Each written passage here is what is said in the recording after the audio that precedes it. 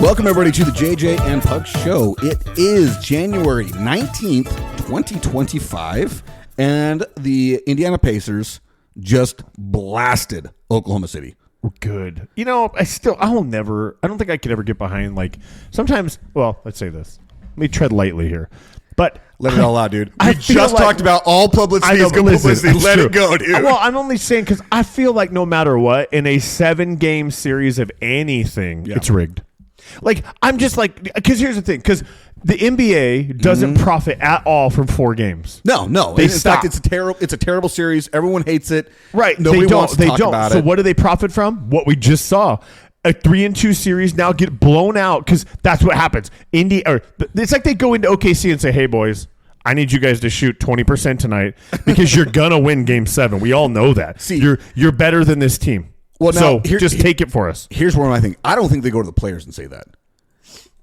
Did you watch the game? The infamous Scott Foster. You should never know the name of a referee or an umpire in any sport. You should never know their names. Those guys should be invisible. You should not know who they are. You shouldn't be wondering, like, who's that guy? Oh, I know who that guy is. His nickname is the Extender. You put him in the finals because guess what? You know you're going to get an extension of the finals. But still, players have to miss shots. Like you saw, OKC was missing dunks. That's true. But what did you think of those flagrant foul calls? Yeah, I know.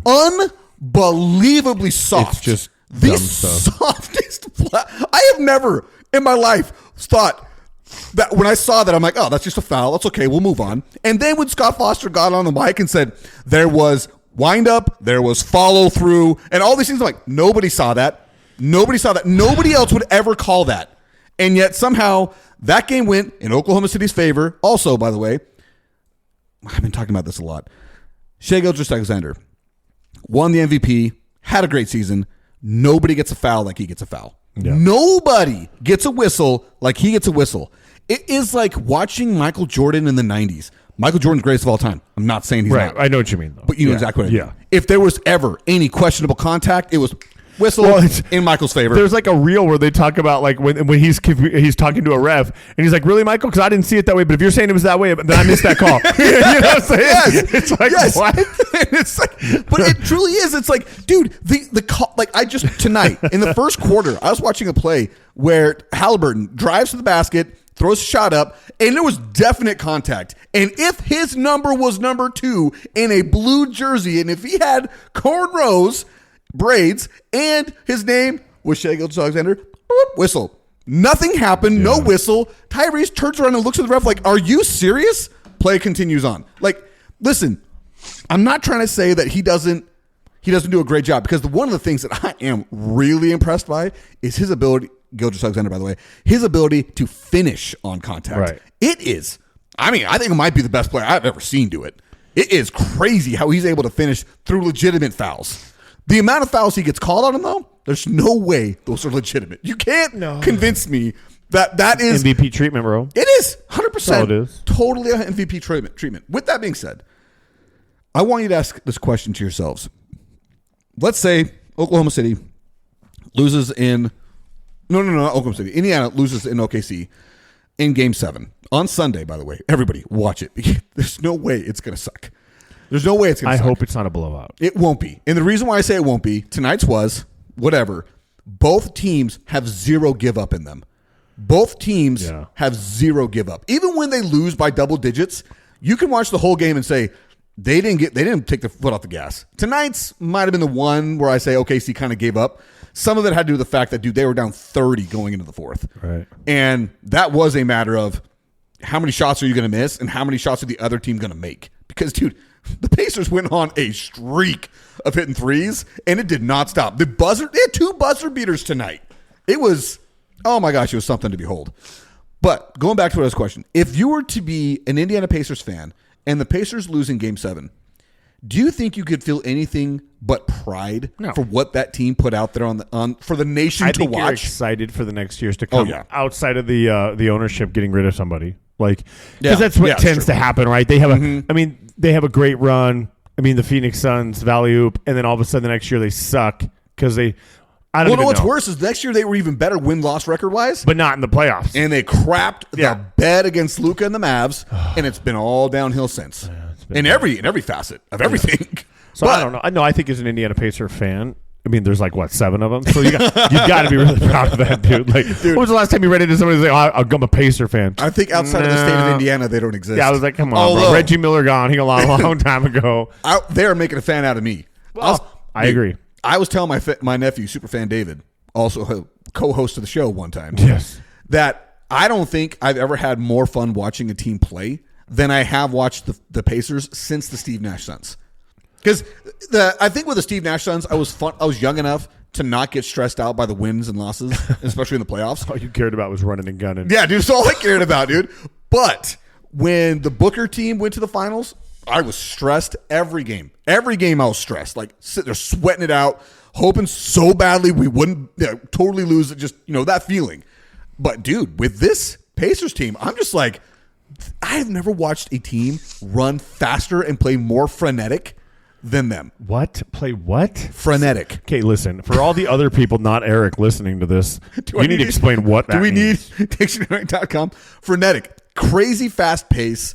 Seemingly out of control, but in control. Just insanely fast. Is that PH or is that F? I would say it's probably, if I had to spell it, I'd say FRENETIC. Marked by fast and energetic, disordered, or anxious-driven activity. I hate that you know this. Like, it's so dumb. Like, you went to a public school. I went to a public school. I did not learn frenetic until today. And I would say we went to comparable public schools. Yeah. They are not well known for being great. I'm like, frenetic. Did he mean phonetic, like a phonetic alphabet? Like, what is he? Where's he going with this? No, he means marked by fast and craziness because he's useless knowledge stuck in that brain of yours. But does that word not work? You ever thought about Jeopardy?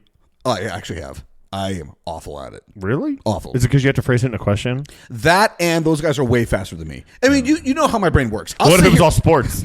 No, I actually think I do all right. Like, did you see that one episode of Jeopardy where like they had a whole category for sports and nobody got it right? And every question, I'm like, how did I know this? This is a first down, offside. Yes. Like, what are you talking about? And they were the most basic of basic sports questions. Like, I know every single one of these. I don't want like $6,000. That's it. Just off of those questions, but that's it. Daily double, all of it. Let's go. So, did you know that they have a pop culture Jeopardy on Amazon Prime? Shalay and I watched it, and I knew some of it, but I was not as fast as those people are. Like, they are like boom on it. And I'm not that guy, the Jennings, Ken Jennings, dude, he's out of control. Yeah, dude. Like that. I mean, I don't even know what you're like. How is that a useful thing for you, other than now you've made money out of it? Before that, how did you? But how did you realize? Yep, Jeopardy's that's my calling in life. It's my thing, dude. Honestly, the other question is how do you store all of that knowledge in so many different things, random things too? Like, I understand some of the history things and what, but you're like, dude, I don't know. The color of paint on the wall inside the White House is an off shade of white, which is related. Blah, blah, blah. What is off shade of white is not fusia. I threw that number. Yeah, right. That's one of like the most exotic color names I know of in my brain. So what is normal white? Thank you. Like, it's so dumb. No, that's true, dude. But like going back, give me back to my point, man. Seriously, answer the question. I forgot. Does the word frenetic not perfectly describe? It's perfect. I get it. No. Like, they're so fast and they're so crazy and it's all over the place, but yet and I know frenetic probably doesn't work perfectly because when you read the definition, it said something about like chaos and disorder. Yeah, there's one of it. It's marked by fast and energetic, disordered, or anxiety-driven activity. Okay, so I would say all of that is true, but how about I say this? Organized frenetic play. What about just organized chaos? See, that's organized all chaos. There you go. People. Hey, isn't that the Dark Knight? Organized chaos. Where does that come from? Organized chaos. Oh, I'm sure. It has to be with the Joker. Yeah, that's what I was saying. Stuff. I can't remember where that phrase comes from. But anyway, that perfectly describes it because, dude, they are all over the place running as fast as they possibly can. Ball is constantly moving. And the thing this is one of the arguments or discussions that is just, it's really getting tiresome. The amount of people, mostly the hot take artists, on morning ESPN and Fox and all that kind of crap. Stephen A. Perfect example. The A stands for beep hole. See, I beat myself there. I was going to say, I don't have a button, but we all know what you meant. Yes. But I mean, like, the people that say crap like about, and it's different every game, by the way. Every game will be like, oh, Tyrese Halliburton, he's not that guy. Next game, oh, no, he's the greatest player we've ever watched dribble a basketball. And the next game's like, oh, no, he didn't score any points in that game. He's clearly hurt, but you know what? He actually kind of sucks. It's like, guys, If you watch the Pacers, watch him. His ability to score is not what makes him great. It's his ability to constantly move the ball. Always, either on the ball or off the ball. Yeah. He's always moving the ball. He's very active like Steph Curry. That's what makes Steph Curry so good. He's constantly moving. Perfect. Now, the thing that obviously separates Steph is the greatest shooter of all time. Correct. That's a separation. But when you talk about a player that moves like that, you're talking Steph. That's why he's open so much. Is because he runs his defenders tired. Yeah, and all that, he's running them through 30 different screens, whether they're planned screens or not planned. Right. Again, he doesn't stop moving. And the thing about with like the Pacers, whether like Halliburton makes sure the ball doesn't stop moving. He doesn't die with one guy to do dribble isolation. Like it's on the move all the time, and it doesn't work as well without him on the court. Like tonight, I think I saw the stat line when he sat down. And I don't know what the final was, but it was like 14 points and like 6 assists. Okay. That is not going to move the needle on anybody. But if you watch the game, you know that engine moves 100% on the fuel that is Tyrese Halliburton. Oh, yeah. You take him out and you see what happened in the last game. When he's unable to play at a full capacity, the team is good, but they're not a championship team. And with him being able to play at full capacity and at full speed, they are a championship team.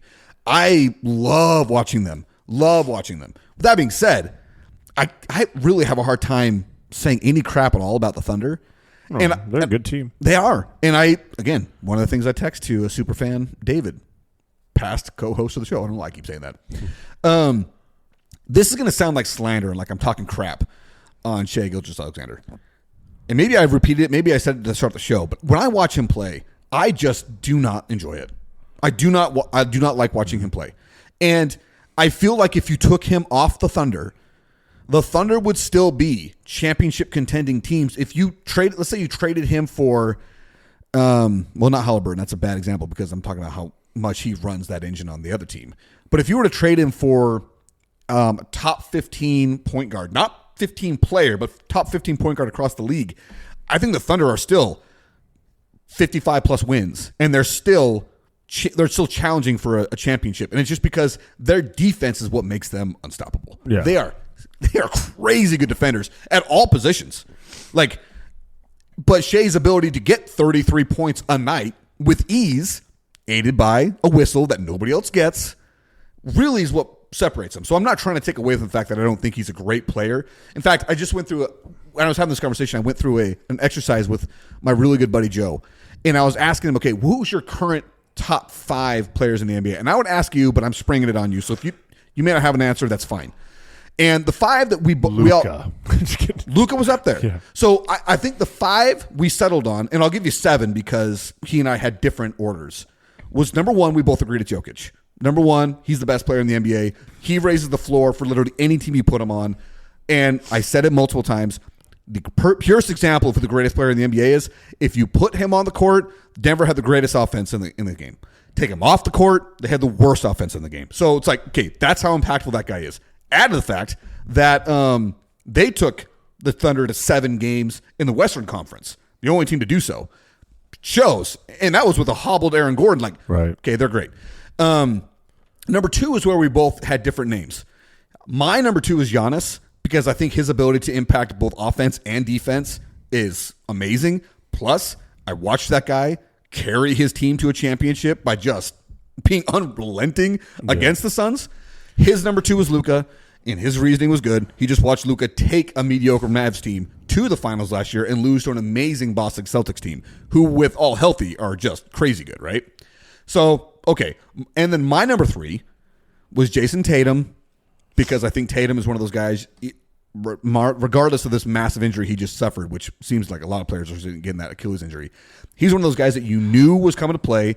He was going to play super hard. Whether he had his shot that night or not, you knew he was going to play defense and you knew he was going to rebound. I think he's a great, great player. And his number 3 was, oh crap, I can actually look at the list. Doesn't matter. Am I boring anybody? No. This one, I'm trying to remember what our numbers were here. I want to say my number 3 was Jason Tatum. His number 3, if I go back to it here, is he had Halliburton.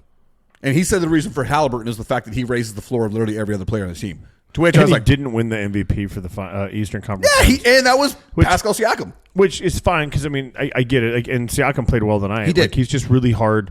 I think he creates matchup disadvantage for that as whoever you're. I can't remember his name. SGA. Just Yeah, say SGA. Which, by the way, on the top list of one of the worst nicknames of all time. Just terrible. So, but I feel like he creates problems. He's got a wingspan that's really big. Oh, huge. So I mean I get it, but I felt like Halliburton's the reason why you like. Yeah. I even he thought he was going to get the MVP. I did. I felt bad for him getting caught on the camera, but they had the camera on him because they thought he was going to win too, it. Yeah. And again, it's one of those things where statistically you don't look at his numbers and say, "Oh, that guy's clearly the greatest." But it's the same thing when Steve Nash won 2 MVPs in a row. His stats dwarfed by the other guys in the MVP race. But take him off the Suns, and the Suns are terrible. Exactly. Yeah. So his number 3 is Halliburton. I didn't have Halliburton in my top 5. I had my number 3 was Luka because I do think Luka is number 4. Huh? Your number 4. Oh, my number 3 was Tatum. Number 4 was Luka. His number 4 was Tatum. And let's see, his number 5 was Curry, and I said my number 5 was SGA, Shai Gilgeous-Alexander. So and then I just there's probably one more guy in there. You wouldn't put Curry in your top 5? No, and it's not because I mean, you can make the argument that Curry should be, but if you look at who the Warriors were prior to Jimmy Butler getting there, they were bad. And Jimmy Butler was the person that made the difference on that team. Curry's still great. Curry's 35 years old. Yeah, I mean, and I get it. He can't carry a team as the best shooter. Yeah, I think you're a number 2 guy. Yeah, right. You're a shooting guard. You're a shooter. So yeah, and I get it. And typically, and I know he's the greatest shooter of all time. Ask me this question 4 years ago, he probably is. But looking at what Shai did, I have to give him his credit. I do have to give him his credit. Yeah. Anyway, that being said, I don't even know what the point was. The point is, I'm just saying, this has been a fun finals. It's been a great finals. Yeah, no, it's been a really good finals. We've sat at home and watched it, and you're like, dude, this is the way finals should be. Yeah. It should go to a game 7. But I also feel like the blowout stuff is really where it's yeah. Dude, if you're winning, when they won the first game at the buzzer beater or whatever, those are what fun. you want, right? I'm hoping for a game 7 that ends that way. Oh, yeah. We're talking less than, I want to see them be down at 9 points with less than a minute left and come back and win, right? They've done it 3 or 4 times. Yes, in this playoffs. So I want to see that, right? But I just hate the 7-game thing because I do feel like no matter what, it's rigged in some level. Yeah. That's why I love the NFL and I love college football. One-off. It's one game. You don't get to, we'll come back and get them. No. It's all or nothing today. Yeah. Yes. And it's an NCAA tournament. That's what makes it great. Yeah. It is. All today. That's all what makes today. sense. The March Madness is March Madness because it is single elimination. Yeah, and it's insane. It's great. Yeah. I don't disagree with that. But it's one of the things where people have that discussion and that argument, pros and cons, when it comes to baseball, because baseball's got those one game playoff scenarios for tiebreakers at the end of the season. Yeah. And lots of people are like, dude, we play 162 games and you're going to come and decide it in one game? Give us a 3-game series at least. Because everything in baseball is done in a series. Everything, right? In the regular season. So I get it. But at the same time, dude, those 1-game playoffs are freaking nuts. Shut up. Some of the funnest game I have ever attended in person was when the Diamondbacks and the Rockies were playing in a 1-game wild card scenario to be able to decide who went to the playoffs. The craziest I've ever seen in the stadium. It was incredible. Because it's all on the line. It's all on the line. And it was also depressing because we just got swept by the Dodgers in the next round. But I'll tell you what, dude, that one game, when a relief pitcher comes in and hits a triple and you feel the stadium shaking because everyone's losing their minds. Excited. Oh, so fun. Did you see, you watch the College World Series at all? No, but I heard about, you talking about Arkansas? Dude. LSU, bro, it's terrible. You're like, how? You're up by 2 and you have 2 outs. Oh, wait a minute. Wait on a second. No. I didn't know about this. I thought you were talking about the 19 strikeout. No, that was phenomenal too. No, Arkansas lost to LSU. Dude, bottom of the 9th, 2 outs. They are up by 2. Oh, no. And they have error after error. It's just bro, okay, so the bases, there's a guy on first and second, right? And so one of the outs comes, or the second out should have been a double play and game over. They have a guy on first and second. Shortstop gets the ball on a fast line drive. He turns and throws the force out at third. No, dude, not even the guy when you see him from behind would get the ball and turn. The runner isn't even in the frame in the first baseline because he is not even close. You're turning this double play all day long. He throws it there, no go, and then they have another, and then dude, they tie it on a blooper or a hit to center to left field, and I think the guy trips. But dude, he whiffs the ball on a catch in the air, and then 2 runs score and they tie it, and then they get a guy in place, and the shortstop jumps, and he's just not tall enough, and the ball just goes off the top of his glove, and just enough for it to get in for a score.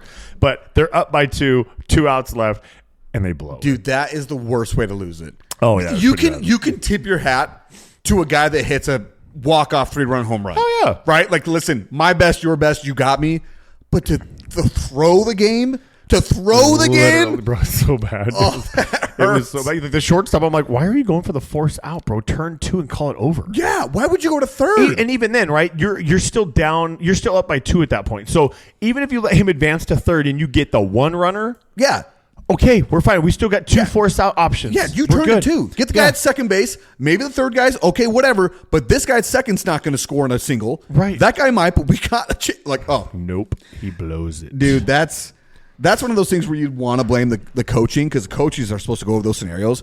But that's just a dumb. Like, he just turns literally, and like, it is so bad. The first baseman, you could just see, he's like, bro, like, what are we doing? Like, oh, dude, that sucks so bad. That sucks for you. Sorry, Razorbacks. Yeah, that does suck for them. Like, you see, dude, I have such a hard time watching grown men cry. But at the same time, I understand that feel. I don't. See, the only sport I ever cared about was football. Yeah. And my senior year, we went undefeated and never lost. So I don't know what that's like. But I can imagine. You can imagine. I saw it. So I understand the emotion, but it's like sometimes you're like, there's like I feel like there's a difference between like crying and like sobbing like a little girl. Oh yeah, and that these guys were like sobbing. I'm like, bro, just stop, dude. You're probably going to go to the MLB. You'll be fine. Like, well, most of those guys probably won't. Well, not after that game. No, but I remember my senior year. We were supposed to be super good. Supposed to being the key and operative word here in the statement. And I remember the third to last game of the season. I'm having a great game, right? I think I'd scored 3 touchdowns already. I was running back, and we're just running out the clock. Like, game's over, and so I get stood up probably after a 5-yard gain, and I just kind of like, all right, I hear the whistles. The guy tackling me doesn't stop, and turns me over his leg, snap my ankle. Okay, now I didn't break the ankle, but I twisted it bad. But it hurt. Oh, dude, it was. You heard it like pop a little bit. Yep, Oh, yeah. Heard the pop, immediate swelling. Couldn't stand on it. I immediately was like, that's it. Dude, by the way, shout out to you, Walker. Walker blew that kid up immediately afterwards. Whistle's over. Walker blew him up. I was so happy, so proud of him. But I was also devastated because I'm like, that is practically my season. Yeah. And we were fighting for the playoffs. Like this, we had to win one of the next 2 games, and that was it. Couldn't play in the next game. We got beat pretty bad. Final game of the season, I can run straight. Because if you ever twisted your ankle, you know it's not so bad going straight. It's the turning. It gives me chills just thinking about it because I've done it. Dude. Oh. Yeah, and I tried. I taped that crap out. Because, dude, it's your senior year. I'm not going to college. This is it. Like, I'm not playing anymore. This is the show, baby. This is it. So I'm doing my best at playing this game and tape my ankle like crazy. I can't turn laterally, but I couldn't laterally turn anyway, dude. I was straight north-south. That's all I could do. Yeah. But I remember game is almost over. We have one more drive, and then we can win the game if we complete on this drive, dude. Nah, we didn't win it. Quarterback threw a pick. And as the guys returning the pick, I late hit the crap out of that kid. Like, he was definitely out of bounds. Didn't stop me one bit. Like, you couldn't stop in time. Yeah, dude, my ankle was hurt. Yeah, like, dude, hurt. I took the flag. I was so mad. Got to the sidelines, dude. I love football. And that's when all of the emotion came out, dude. I was pacing up and down the sidelines. I'm bawling. My cousin, who's on the team, great guy, nicest kid in the world, comes up to me to try and comfort me. I straight up 2-handed chest shoved that guy and I pushed him away. I was so mad. Yeah. That, like, all of it was just coming out right then at that moment. Imagine, like, I'm 18 years old. You already have crazy high emotions. And, like, the testosterone's flying at the end of the game. I'm realizing this at the end of my football career. It was all coming out, dude. I get it. I don't, like, as you rub it in my face, we're just undefeated, win championship. No, like, I mean, we did. I mean, it was pretty legit. I'm gonna be honest. But it was cool. But yeah, I felt really bad for the quarterback of the other team. If it makes you feel any better, he cried like a baby after the game, and a lot of Who'd it was you guys because play? It was Seton Catholic. That's what I thought. Yeah. And I think I broke a rib or two of his. He was not very happy with me, but whatever, bro. Don't be. He was like 6'6" and maybe weighed $160. Yeah, dude. I remember that guy actually. In Fountain Hills, had a quarterback just like him. I was like, dude. They were like, "Hey, you guys need to." He just hit him because he would rear back and he was a lefty. Oh yeah, buddy. Expose those ribs every single time, buddy. I landed on top of him and I have it on. They put it on the highlight film because it's so good. But like I hit him. He gets up and he walks over the sidelines and he is like. The camera zooms on his face and he is like crying in pain and he's like got his arms up and I'm like, yes, I did that. Yeah, I did that. To be young again. So I want to talk about one more thing of sports before we. Yeah. I am so. I don't know why I just give you the one like the hold offs. I'm sorry about that. So tired of the Caitlin Clark abuse. Oh! It is out of control. I'm so happy you brought that up. I am like, okay, listen, I hate using the word racist because I think it's overplayed. I think it's a bait card. There's a lot of things that we could talk about with that word. But there is in no way, shape, or form is this not racially motivated because she is a white girl in a predominantly black, sport with these women, right? There's a lot of, and it's, dude, it is getting so bad. Like Brittany Griner saying if Caitlin Clark said something about being a dumb black girl about Brittany Griner, it's over. It's over. And then Brittany Griner, we see you say it, we can hear you say it, and then when interviewed, you're like, I didn't say that. And then they don't even say anything more about it. They just let her go. They let that Russian spy just totally freaking lie, dude. Like I'm like, Russian spy. You know what I'm saying? But I'm like, come on. Dude, she is getting beat up constantly. And then I saw a thing today. It was like the Fever aren't playing. They have a new player on her team, that Cunningham's, I think her name. Sophie Cunningham, I think so, yeah. Yeah, she was black belt in karate. She played high school football as a female. And there was one other thing she did. And they're like, oh, and she does do like jujitsu stuff. Well, and then they show that picture of her like with that girl in like a headlock, right? But I'm like, it makes me so mad because she is the only reason there is any attention on WNBA. She's the only thing. And instead of getting behind her, according to Angel Reese, they watch her play too. Okay, and that's another thing we want to talk about too. Is Angel Reese is a joke. Like she is not good. No, she is nowhere near good. Like she is so bad, it's terrible. She leads the league in rebounds from her own rebounds, dude. She's coining a term. Do you hear the term she's coining? No, she's not coining it. Somebody else coined it. She trademarked it. Yeah, she trademarked it. That's what. Yeah. Me bound. That means I got my own brick. Dude, she is so bad. I can't. It'd be different if she was actually pretty good and she just was having she wanted some of the spotlight. Yeah. But it's like, dude, sit down. Like my thing is, and I remember listening to Dan Bickley talking about this, and I love it when you get guys like him. Dan Bickley knows basketball. This guy covered Michael Jordan in his heyday. Like, this is not some schmuck. He's not me, right? This guy actually has been a sports. What a schmuck is? Do you know what a schmuck is? Have you, Mr. Dictionary? Do you know actually am not very. You should probably not use the word schmuck on yourself, buddy, because I learned that from my government teacher, Miss Russell. Rest in peace. Okay. She taught me what a schmuck was because we used to call people schmucks all the time. Oh yeah, dude, because it's a funny Yiddish word, and you just kind of say it. But anyway, go ahead. Point being.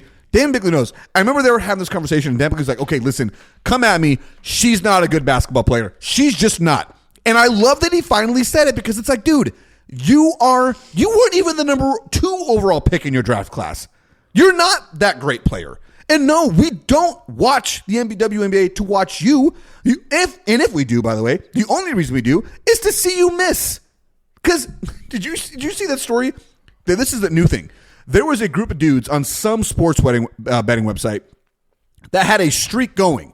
Yeah. Hundreds of thousands of dollars won. Missing her first shot. Yes, the bet was she misses her first shot of every single game. And they were killing it. But it's all fake money. And that's what makes me mad. It is. Because I was like, I want to get on this. Like, how can I start looking on FanDuel? I'm like, I'm going to get on this bet. If I can, they don't have it on real platforms because they'd probably lose a ton of money. And guess what? Angel Reese's lawyer sent a cease and desist letter to those guys and that betting website, which again, fake money website. They can't do it anymore. Those guys had to pull all the videos off their website because guess what? It's defamatory. Yeah, it's real. I would be like, take me to court, bro. Yeah, Go ahead. that's it. You are the one missing. I am only betting that you will. Yeah, prove me did wrong. Cease and desist come with a bunch of money behind it? Because if not, I'm not shutting down nothing. In fact, I'm getting on my platform and saying, hey, Angel Reese, I know we can't say it, but I'll bet you're going to lose again. I'll bet you miss your brick. Okay, this is one of the best things ever, and I don't have the numbers exactly in front of me, but I remember something in this range, okay? There was a Chicago Sky, which is who Angel Reese plays for. What the crap was that? Dude, that's... What? I did not think I would ever see someone bark as a sneeze. I don't sneeze like normal people. No, you don't. Dude, have you ever seen my wife sneeze? No. That was the closest I've ever seen to somebody sneeze like her. It's like 6 of them, and they're all small. I'm like, how did you sneeze anything? I don't know. I get like that. I'm like, I just... Bro, that was the most squirrel thing that's ever happened in this show.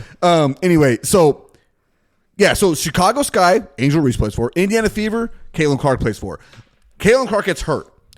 Prior to her getting hurt, ticket prices in the $90+ region. Which is huge for the WNBA. Huge. Caitlin Clark gets hurt. You know where those prices went to? This number I do remember. I do know this. Okay. $3. $3. And you want to tell me, Angel Reese, they're coming to watch you? No, they don't care. They don't care. And listen, I'm not telling everybody in the WNBA to bow to the queen. No.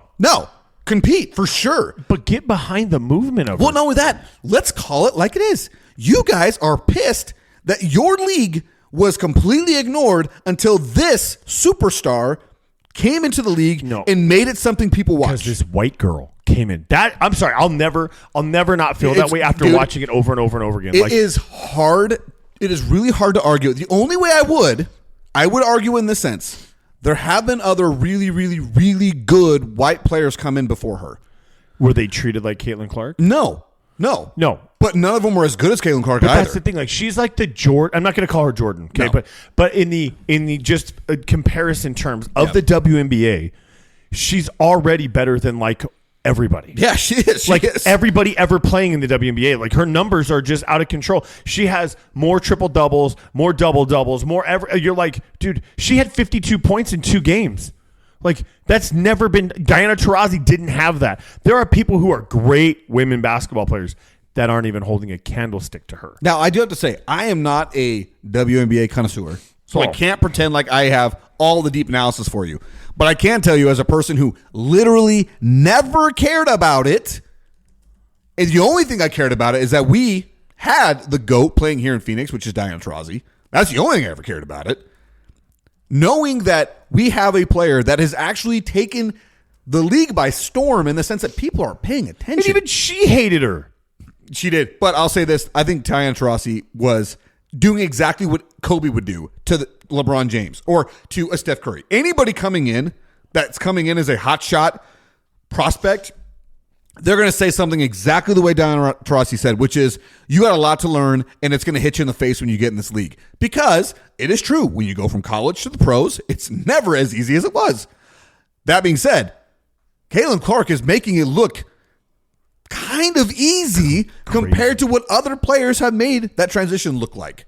So, do you have anything else you want to say? Because I'm with you, dude. I just think it's crazy how she is getting so much hate for doing so much good for that league. Right. And I just don't know how you can hate on her. Like, I get the competitive part of you not liking her, or the competitive part of you wanting to show her up, and some physical stuff. But like, they find that. Did you see the chick that came in and just totally like checked her and they fined her $60,000. They suspended her 3 games for that because it's $60,000. That's like an entire year. Yeah. Well, but like, dude, at some point they got to stop. The only way you stop these people is if they're hitting them in the pocketbooks when they don't have a lot. That's true. You know, like $60,000 to an NBA player. He's like, bro, I made that. That's in the first quarter. Yeah, I would say that was like 5 minutes of gameplay for Bradley Beal. Yeah, like, so it's just, it just irritates me because she is. I don't care to watch, but I will. I would go to an Indiana Fever game just to experience the Caitlin Clark thing. Right? Experience, yeah. Because she's so like you got to respect talent when they have. And dude, she is so good. Now, do I think she could beat a guy? No. I think there are some guys like, I mean, sure, but I'm talking an NBA. I was going to say, because she could smoke me, bro. Could she beat some of the NBA? Probably not, right? I mean, I'm going to say no. But I'll say no, and only because I do think there definitely has to be something considered in the sense that physically, another player in the NBA just physically has already got her beat on that side. Skillfully, maybe not, but no, I'm talking physical ability goes a long way. But see, I'm also a guy, and I'll die on this hill, Eric, is that I'll tell you the best WNBA team would get beat by the best high school basketball team in the country, hands down. I know we've disagreed on that one. Yeah, so that, and I'll die on that hill. Like I would pay to watch that game, and I would pay to be wrong. If I'm wrong, I'm wrong. Yeah. But you're gonna have to prove me wrong. But I don't know. Caitlin Clark has done a great job for that sport, and as a father of daughters, as you have, you know what I mean. Then you see a woman come into a sport, and she is changing the name of that game. Oh yeah, dude. She's giving it a name. People are watching it. People, they've got they got their own charter now, dude. And not only that, but it's also, I don't think there's anything that highlights it better than that stat I said earlier. Ticket prices were over $90 when she was coming. She can't come anymore. Sure. Free. What's that percentage of increase and decrease there, buddy? I don't even want to. Dude, that's an insane number. Stupid. Yeah. That is a crazy difference, and that is how much interest there is when she's on the court. Yeah. And I would love for that to be the case with Sabrina Ionescu, who's that tall girl that plays for the I think I sent you the picture of her and Kevin Durant. God dang, I can't remember. Oh yeah. And because he was checking her out. Yeah, and I was like, dude, I want those two to make kids. I want to see that offspring. Hey, listen, nothing sexual. IVF can be done. I just want to see what that would look like. Because do it, enjoy it at least. Let's just get down. I agree. I agree with you. I'm just saying. I would like to see that. That offspring would be insane. I said the same thing about LeBron James and Serena Williams. I kept wanting to say Venus Williams. Like, no, not Venus. Serena Williams. I want to see what that child looks like. That would it's be either a specimen or they get the wrong end and it's just like twins, like a midget. yeah, like twins. Exactly. Arnold Schwarzenegger, yeah. Danny DeVito. Yeah. You get a Danny DeVito for sure. But dude, I would love to see what that looks like. I mean, I just want to see it. I know that they're both happily married with their own spouses. Let's just see what we can do here. Let's see how we can advance the human race. That right there would be the one I would put forward. I want to see that one. And there's other ones I can think of. Dude. I did this a couple of times because the last couple of shows have sucked so bad. I just wanted to say this is the band Good Terms. The song is Progress. I wanted so badly for people to hear this, but the last couple of shows just did not work out. The sound quality in the last one was so awful. The one before didn't work at all. We just gave up and scrapped the whole thing entirely. So, everybody, look the song up. It's freaking great. It's a really good song. It is solid. I'm gonna one more thing about Caitlin Clark because I just pulled this stat up. Okay, Diana Taurasi, how long has she played in the league? Dude, like 20 years. Long time. Yeah. She holds the record for the most amount of points scored in her career. Okay? Yeah. What do you think that number is? This is the take into account how she played for 20 years. And there's 30 games in a season? Or 35 games in a season? 40 right now. There's 40 games in a season? 40 and 40 in this so far. Okay, and how many games season did she play? She played 18, 20, something like that? Let's just say... I'm going to say 20 just for easy. I can find out, but let's just say easy math. Let's give her 20. Maybe she didn't play that long, but we'll give her the credit. I'm going to say 12,000 points. It's 10. Oh, okay. 10,000, so you're not too far off. Okay, now, I want to put this into context for you, okay, because that is a 20-year career, 40 games. What was the math? 800 games? Yes. Roughly. No, less than that. So we said 40 times. Well, let's say if there's 20 seasons. Yeah, 20 seasons. Let's say if there's 20 seasons times 40. Times 40, it would be 800 games. 800 games, right? That's in 800 games, she scored 10,000 points. Caitlin Clark has played 46 games. Hold on a second. So 10,000 points, and we're going to divide that by 800 games. It's actually pretty sad. It's only 12.5 points a game. Right. If we know about right. Okay. So Caitlin Clark in 46 games has 897 points. 46 games, she's already got it. Now, let's say she ends this season with 1,000. Okay, that means it's only going to take her 5 years to get to, or another 10 years to get to freaking 10,000 points. But I think she's going to go. And let's not gloss over the assists. Oh. Well, because that too. If you take into consider her ability to pass, That is what really sets her apart. She has 389 assists in her career. So basically, she has a 1-to-3 ratio almost. For every 3 points, she has an assist. That's a crazy ratio. Diana Taurasi, I'm going to forget. No, Diana Taurasi did not have that many assists. That was not her game. I would be shocked if she had. We're going to find it. Because this tells you exactly how many things she did the same way. Oh, gosh. She's so much. Gosh, I love this song so much. Bro, and so she was really good in 06. She was really good in 08. By really good, I mean she scored 800 points in a season. Okay. Right? So those are the only 2 seasons she scored 800 points or more. Everything else is 600, 700, 500, whatever, right? And so basically what we're saying is, in Caitlin Clark's, we'll say one season, if it's 40 games, she's played 46 games? It's been one season essentially, yeah, with the exception of some 6 games now. All right, so let's say here, and she scored 897, so 897 divided by 46, that's basically 19 and a half points a game. Okay, so, and we do 19 and a half by 40 games, that's 780. So as a rookie, she's already basically accomplished what Diana Taurasi did in her great seasons. Mm-hmm. That's amazing. As a rookie. It's amazing. And not only that, but the Fever were crap last year. And the assists, so Diana Taurasi only has 2,403. So we're at 300 something already, 46. Like do Caitlin Clark, if she stays healthy and she doesn't get put into the poll by some of her teammates, I guess you'd call them, or whatever these other players, league mates. Yeah, league mates. She's going to be the best. Yeah, no, she absolutely ever will. play She absolutely will. in the WNBA. I'm saying you don't have to bend the knee to the queen and just walk out of competition. But at the same time, the hate is crazy. It's stupid. They should be like, hey, I want to know what she does. Like, what is she doing in her off time? How is she shooting? How is she practicing? Because she is doing now. I think seeing the floor. I think those are gifts you're just given with, right? Yeah, we've all played some kind of game or some sport where like there's just some guys that have a knack for seeing the field, seeing how to break things down. They see the hole, whatever. We talked about Tyrese Halliburton's one of them. Yeah. Steve Nash is one of them. Yeah. John Stockton's one of them. Some of these guys, they just see the court better than others. Right, and it's just a gift. Like if you played basketball in high school, I played with a kid, one of my real good friends. Like you had to be looking at him when he had the ball because he would throw you the ball without looking at you. Yeah, like you wouldn't even know it was coming, right? Some people they have it or they don't. As my football coach, keep your head on a swivel. Yeah, head on a swivel, man. Got to make sure you know what's all around you. So, but anyway, so yes, Caitlin Clark, she deserves a lot of flowers and a lot of metaphorical flowers in her world, and she's just not getting it, and it's wrong. Dude, good on you. Look at you, Mr. Equality. Yeah. Bring it. WNBA was not on my list. Look at you bringing it up. I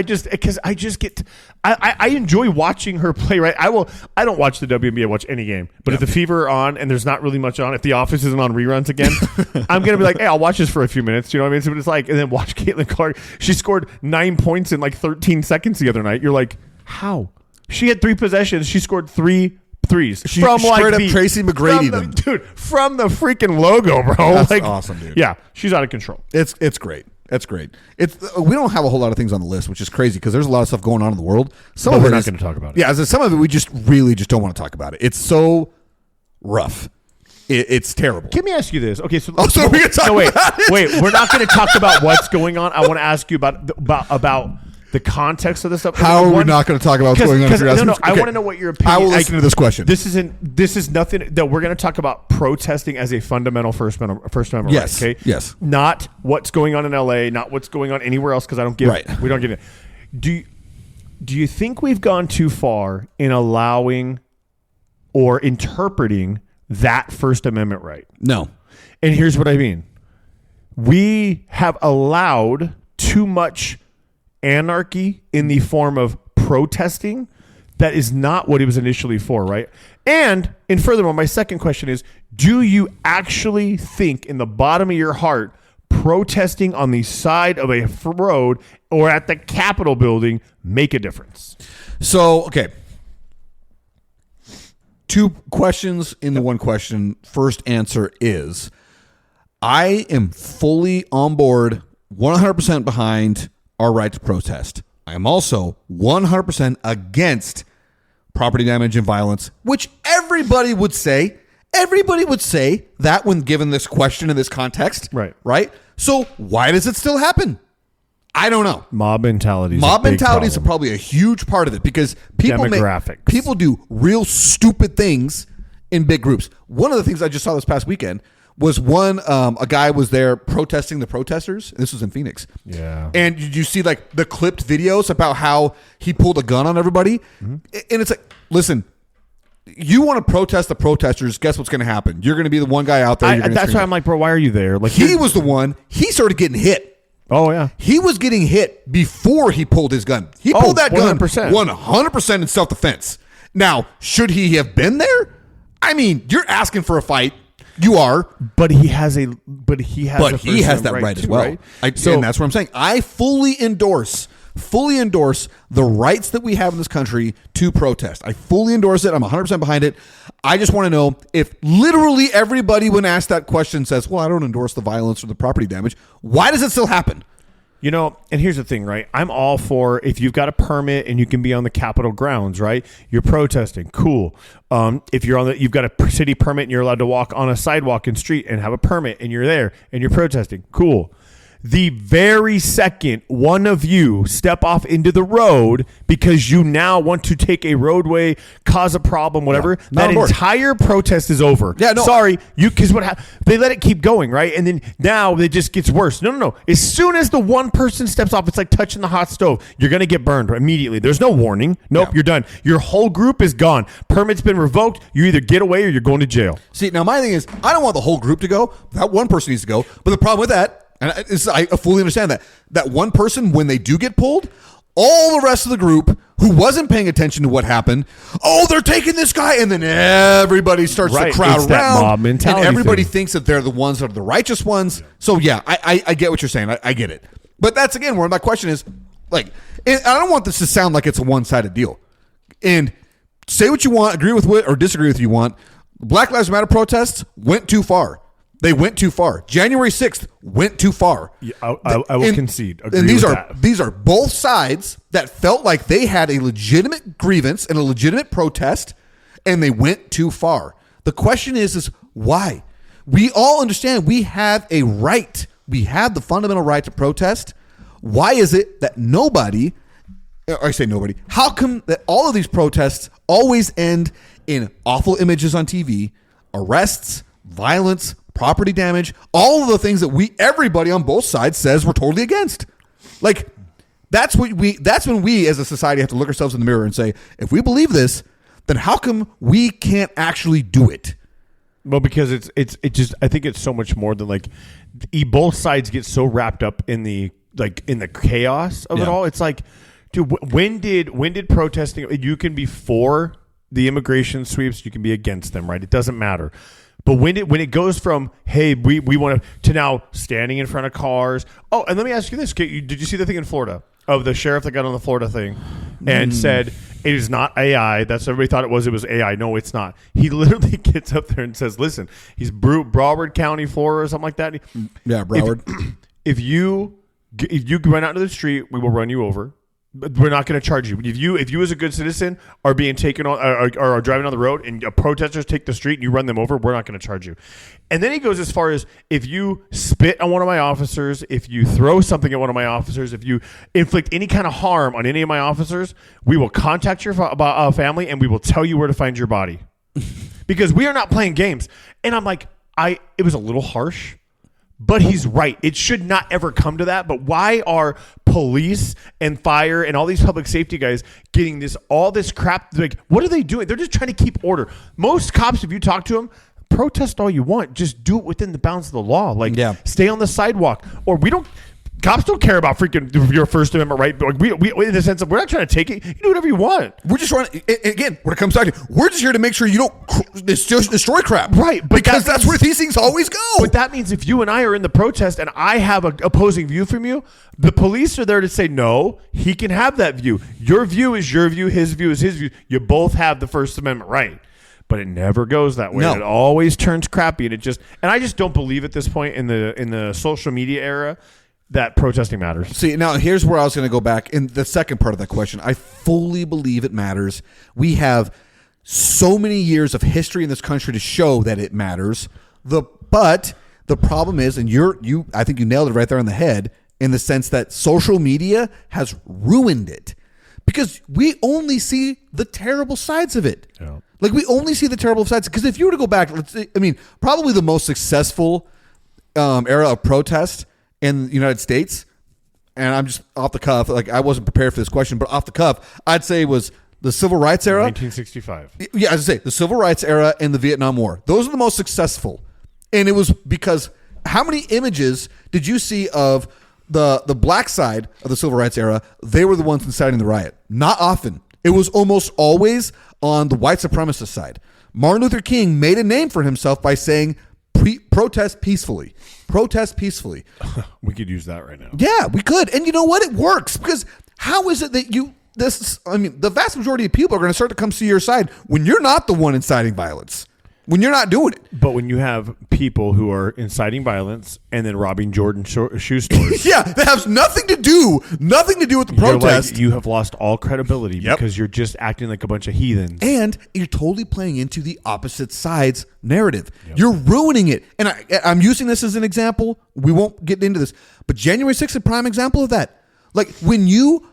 This just to show the side that it's both sides. When you are going there to protest what was supposed to be a peaceful transfer of power, and then you get the images that we got of broken windows of the Capitol building, people walking through the Capitol building, a dead police officer, like that's when you're like, you ruined it. You ruined it. Whatever it was you went there to accomplish, you ruined it. Same thing when it comes to like a Black Lives Matter protest, a No Kings protest. When windows are broken at shops and stuff is stolen, you ruined it. No longer is all away. Yeah, no longer is the message about whatever it is you were protesting. Now it's everyone here is a bunch of heathens. You're just here to rob and steal. You're just causing more chaos. Like that's what happens. And so whatever it is you came there with the message to convey, you ruined it.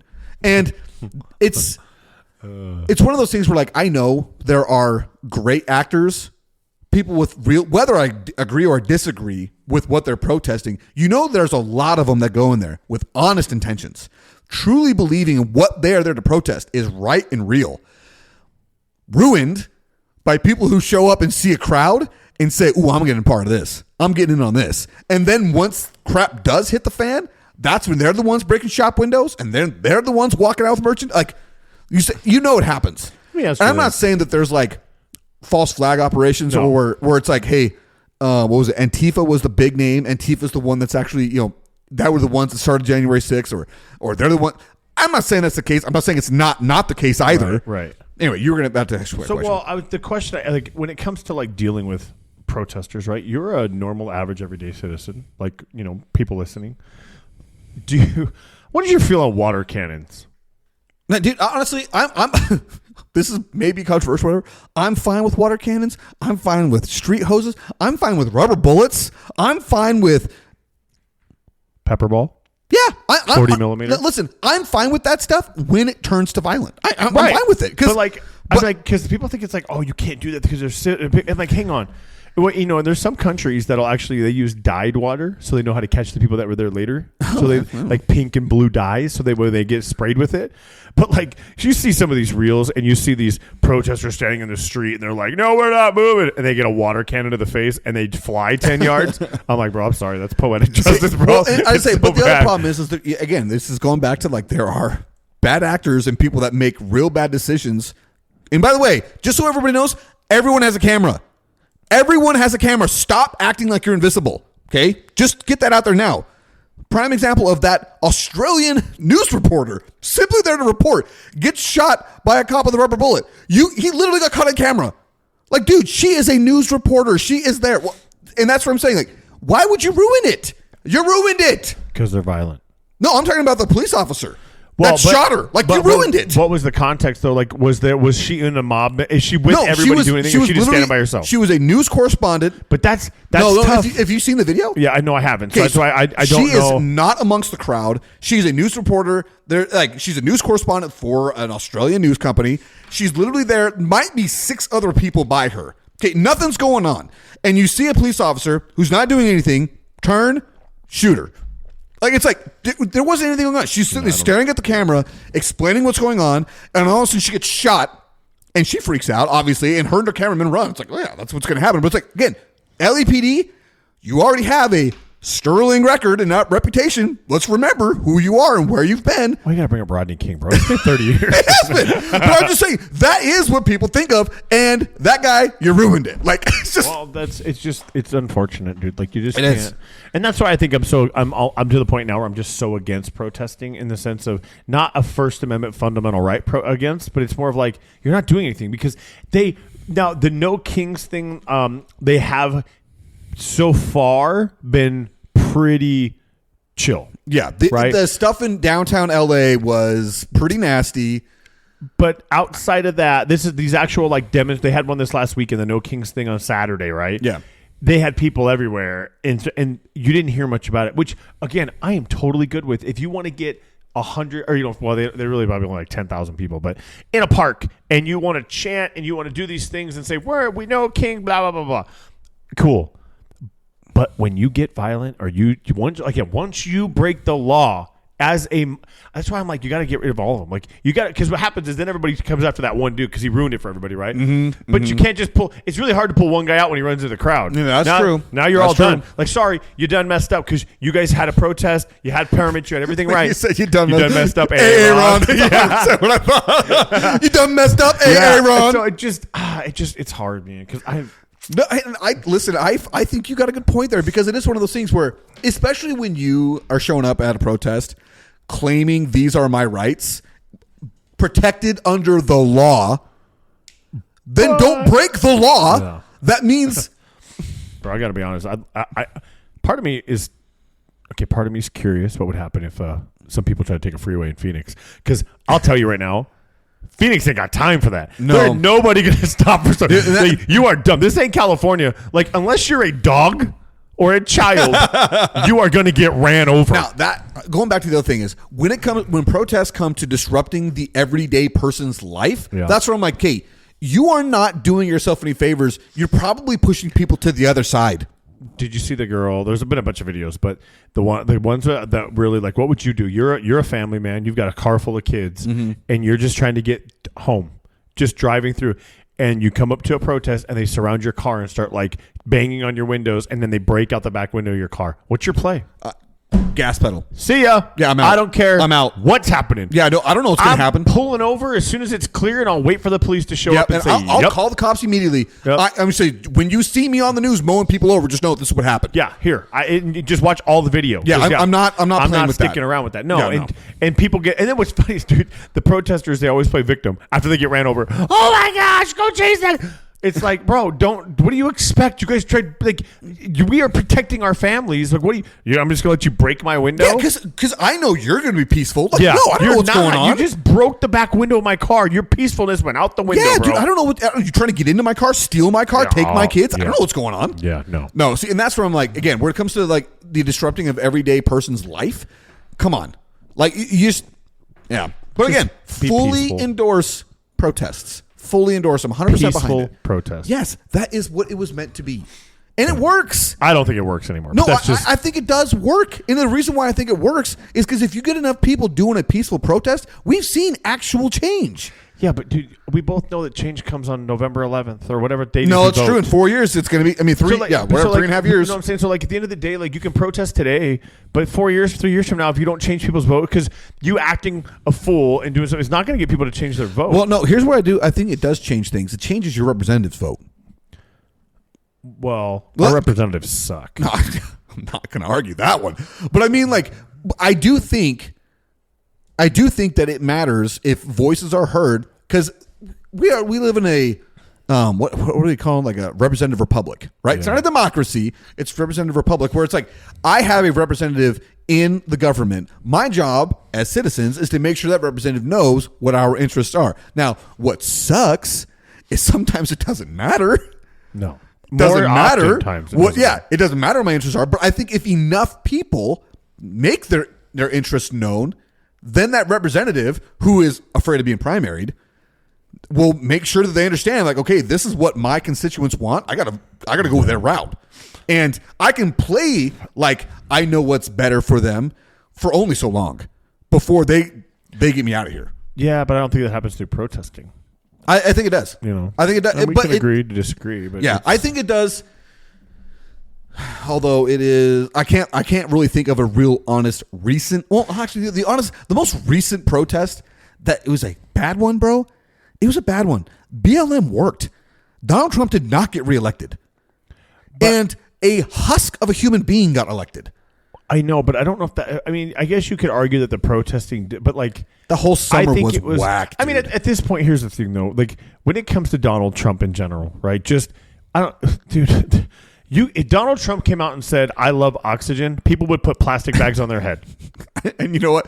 If Joe Biden, if Barack Obama said the same thing, the other side would do it. Right. You know That's actually the thing that drives me nuttiest. It's just come on, like I don't know, man. It's never gonna stop. Like at what point does it stop being about division?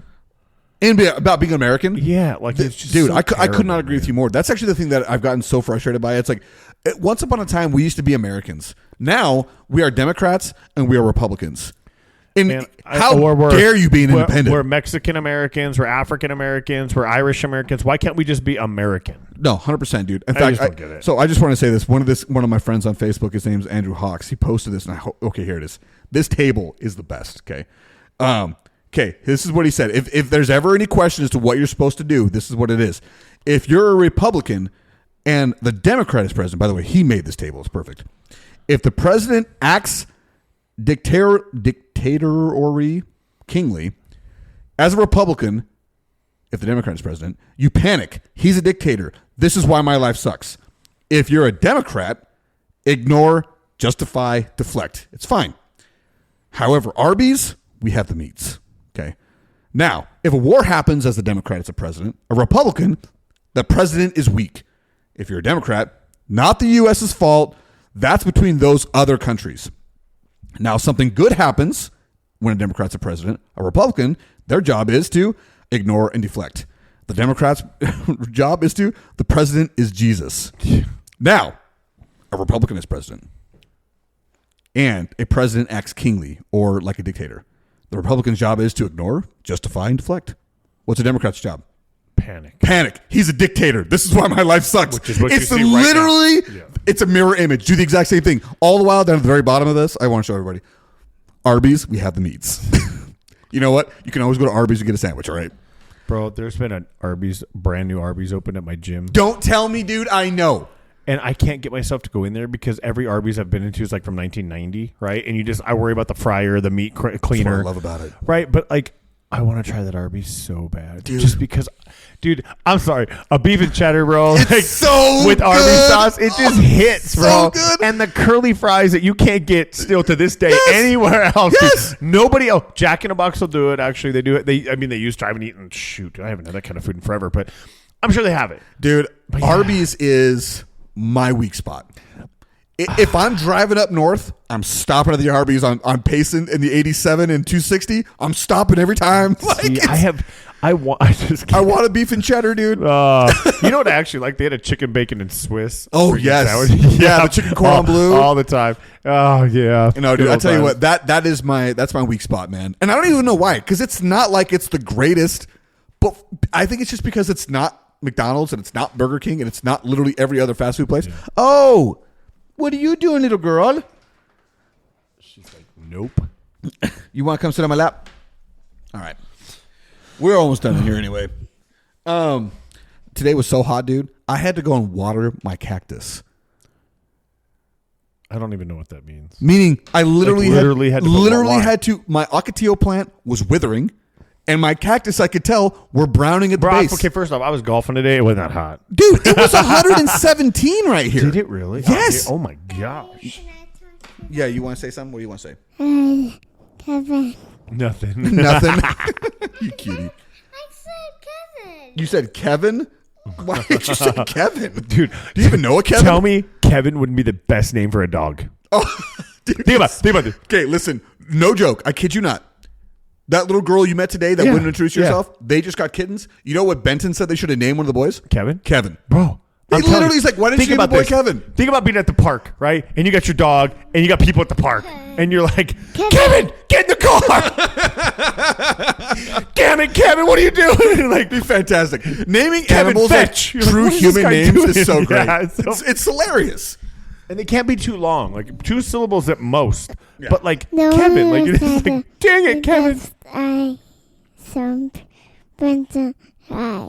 Nobody knows what you just said. You didn't even speak English, girl. I said Jesus Christ on Benton.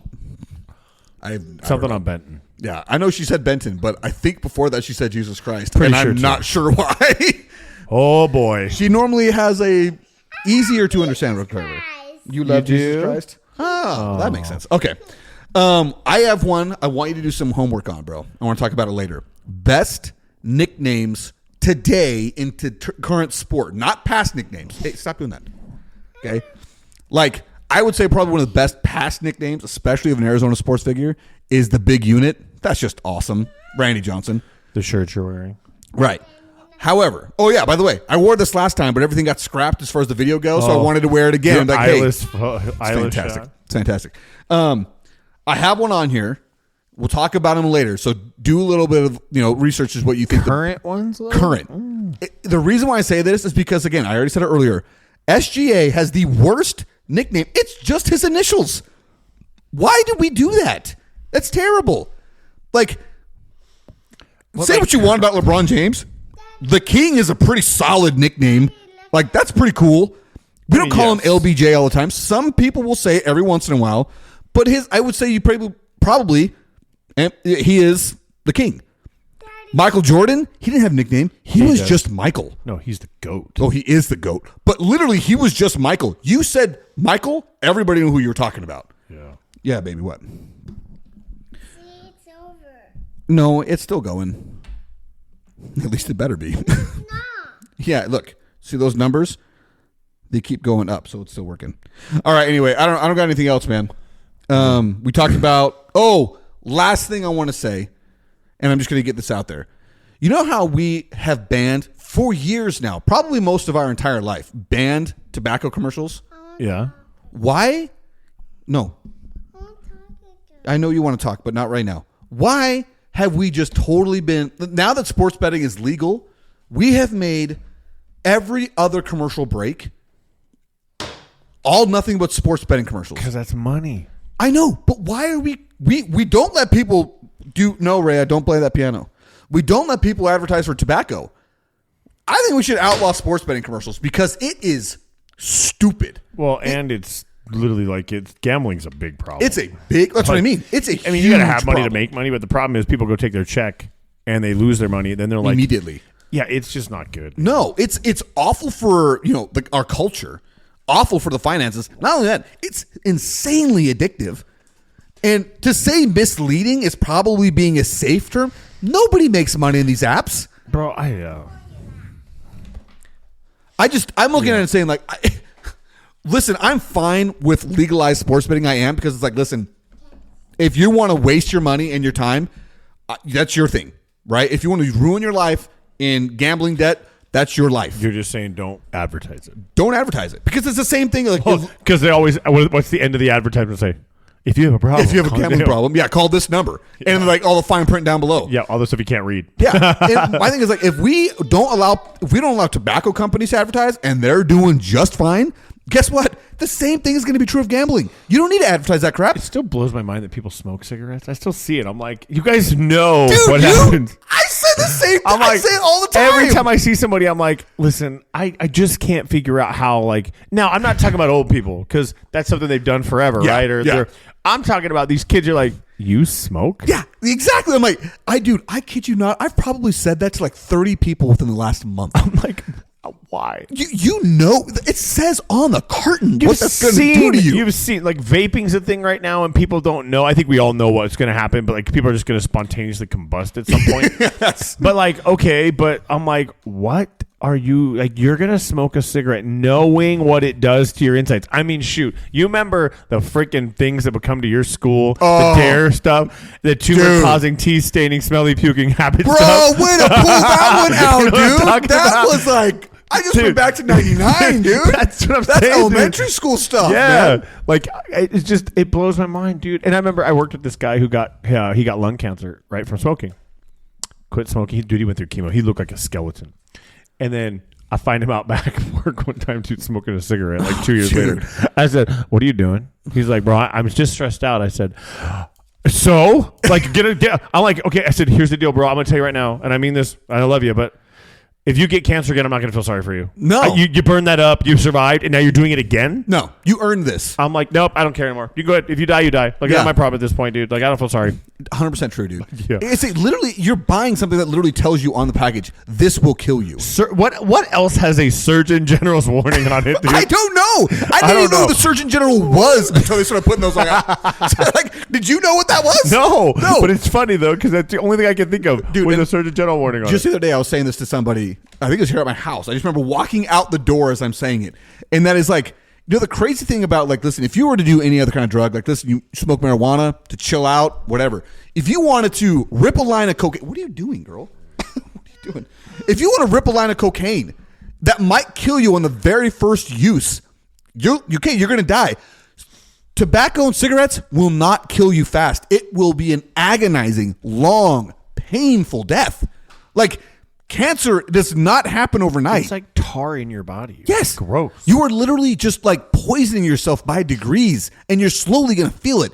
You're like, I mean, the people that have to talk with a vibrator on their throat, Yeah. the people that don't have vocal cords anymore, the people that have a hole in their throat because they can't breathe. Like, Or like they get the mouth cancer from it all, and like the whole, like, you'll see those commercials. Those commercials are enough for me where if I was a smoker, I'd be like, because they say back in, and I remember this from that stupid freaking trailer, but I don't even know if it's true, is like if you were a smoker for a long time, your body will recover within about 6 months to a year. Your lungs will be like back to normal. oh, okay. I didn't know And that. I don't know if that's true. I remember that saying. I never, we didn't Google it back then. I just said, okay, this Yeah. guy, he's got the Daredevil. I mean, he's got to be right. It must be true. He's McGruff, the crime dog. He's got to be tied. But I don't know. But either then, I would see that, and be like, you know what? Did it? No, this ain't worth it no more. No. Okay, I don't know, dude. I don't get it. I that's hilarious you said that, because I kid you not, I've probably had that conversation. Yeah, Probably. weird. I mean, if you were to ask my wife, she's like, how many times are you going to talk about the same thing? I'm like, it's a different person I'm talking with, though. Like, Chalet. Yes. But it is crazy. Every single time I see someone with a cigarette in their mouth, I'm like, what are you doing? Like, And their window's barely cracked. And it's Yeah. hot out. Like, how do you just let that just go in there? And then you're talking secondhand. You're taking it in one way and getting it another. dude, the other day Yeah. we were driving in, and we were up in Mesa on like McKellips and Val Vista, nice area of Mesa, girl. There's this young girl, probably 16, 17 year old, pretty girl, driving a Tacoma, smoking with the window down. And I look at her, I'm like, what are you doing?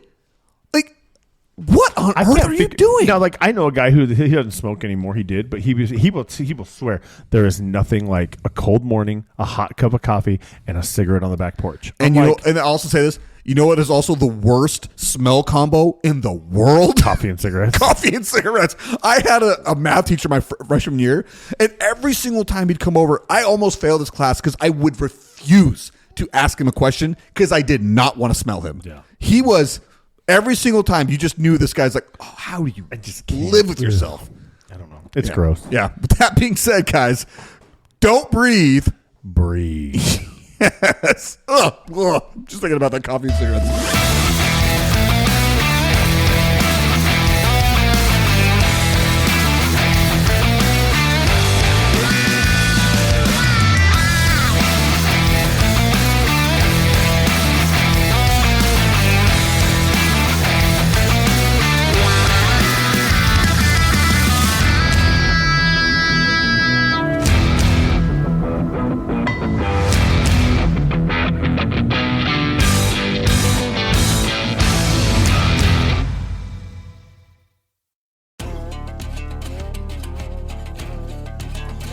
The JJ and Puck Show theme song is written, composed, and performed by Lane Hartman. Thank you to Highland Communities for the support of our show. You can find the JJ and Puck Show on Facebook, Instagram, and TikTok, and anywhere you listen to your podcast. Just Google us if you're confused. Remember to share the show with your friends and family. Subscribe wherever you listen. Buy a shirt, reach out to us, and place an order. Each shirt is $20, and if we can hand deliver it, we will, but if we have to ship it, it'll be $25. If you're able, feel free to support us by sending a donation to us by going to kfo.com/the JJ and Pug Show. That's ko-fi.com/the JJM Pug Show. And thanks again to all who listen. We really appreciate your support for our show, and we hope to continue to grow.